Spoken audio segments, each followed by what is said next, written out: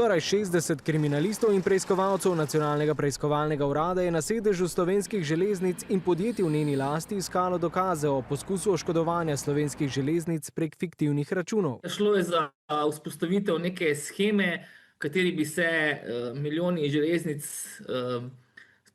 verjetno s pomočjo nekaterih ljudi iz sistema, vsaj tako sumijo kriminalisti, prelili na zasebne račune. V dogovorih med podjetji naj bi imel ključno vlogo avtoprevoznik Anton Grandovec, ki je po mojih informacijah med osumljenimi.